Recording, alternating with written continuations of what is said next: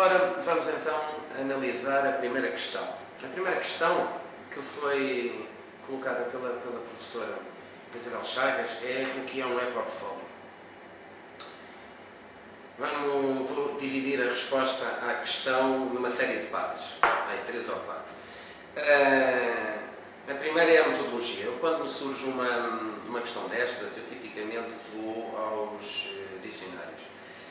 E estas questões semânticas esclarecem-se muito nesses repositórios de informação. Como já viram que eu sou utilizador destas tecnologias de informação e comunicação, eu vou à Wikipedia, vou ao answers.com e encontro lá um conjunto de definições que são razoavelmente convergentes e que referem a metodologia de portfólio, que já é utilizada pela humanidade há centenas de anos, sobretudo nas áreas mais relacionadas com artes e ofícios, e os meios digitais, os meios informáticos. Os meios informáticos, nesses eu gostaria de referir 2 aspectos. Os meios digitais vêm introduzir grandes vantagens no portfólio, na medida em que os meios passam a estar, portanto, suponhamos, os filmes, as imagens, os textos, tudo passa a estar em bits, tudo passa a estar representado pelo mesmo elemento, pela mesma entidade elementar e só aí há grandes vantagens em armazenamento, em distribuição, etc. No entanto, o que acontece é que nós podemos ter um meio digital estático, um CD, um disco rígido, uma pen, uma disquete, mas podemos ter essa informação suportada nas redes, portanto, na internet. Então aí nós passamos a ter um conjunto de vantagens adicionais que estão relacionadas com a facilidade da reautoria, o que significa que nós podemos com grande facilidade alterar a informação, atualizar a informação do portfólio. Por outro lado, podemos integrar com mais facilidade no portfólio o sentir, a opinião daqueles indivíduos que são importantes, portanto, que estão com o indivíduo a que pertence o portfólio, que são parceiros dele na faceta específica que está a querer ser representada, avaliada, o que quer que seja, por esse portfólio. Isso levanta a segunda questão. Portanto, que é a natureza do portfólio, na realidade, em que é utilizado um portfólio digital. E o que acontece é que há um leque muito grande de portfólios.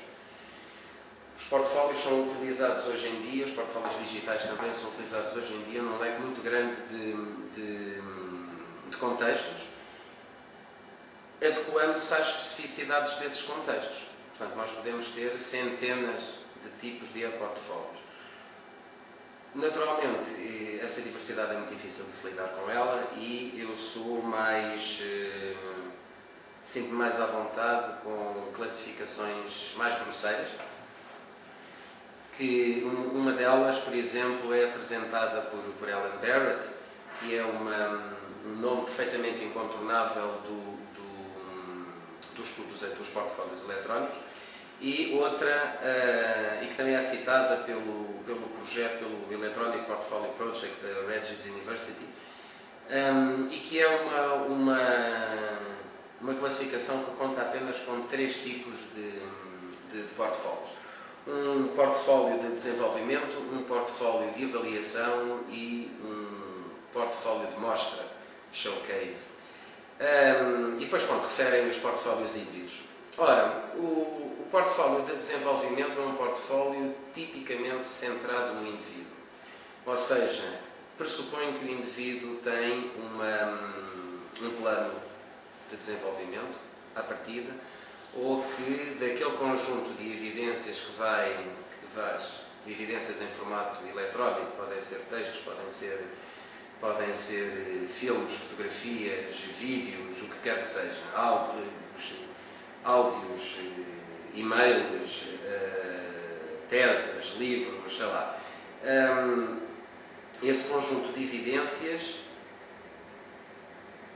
resulta de um plano que existe à partida, ou desse conjunto de evidências resulta um plano de desenvolvimento, de formação, de desenvolvimento pessoal. Ou desenvolvimento pessoal ou profissional. O outro portfólio que é referido, portanto, o portfólio de avaliação, é um portfólio tipicamente, o locus de controle dele encontra-se no processo que está a ser avaliado. Seja esse processo um processo relacionado com um grau académico, por exemplo, que está a ser tirado pelo indivíduo, ou um processo escolar, portanto, ou uma certificação profissional, por exemplo. Uma das minhas primeiras experiências em portfólios foi eletrónico, portfólios eletrónicos, foi em finais de 90, em 98, 99, com um projeto para o Moinho da Juventude, uma organização da Cova da Moura, e era um projeto de certificação de competências de auxiliares de educadores de infância. E aquilo que eu e uma equipa, como parte de uma equipa, construímos foi uma ferramenta digital que permitia que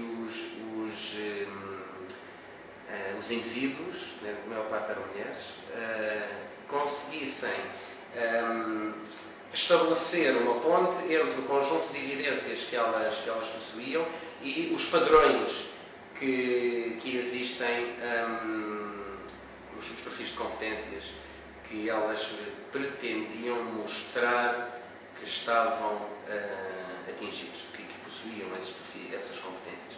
Portanto, o que acontece é que o portfólio surge sempre num contexto. No caso do portfólio de desenvolvimento, ele pressupõe um plano de desenvolvimento. No caso do portfólio de avaliação, ele também pressupõe uma outra entidade que é um conjunto de padrões, perfis de competências, o que quer que seja.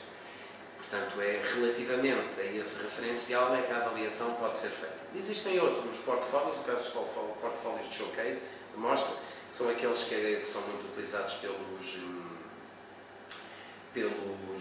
indivíduos que vão à procura de emprego e pelos modelos, pelos fotógrafos, etc. Ora, o que acontece, no entanto, é que vocês têm acesso no slide que acompanha este vídeo, têm acesso a um conjunto de referências, a minha página no Delicious, a Dulce pode explicar o que é o Delicious, a minha página para esta questão no Delicious, e têm também uma coisa que é uma Tech Cloud, em que se referem as palavras-chave que eu identifico, que eu associo a esta questão, com a sua importância relativa associada ao seu tamanho. Portanto, de uma forma muito genérica, aquilo que eu entendo por um e-portfólio foi isto.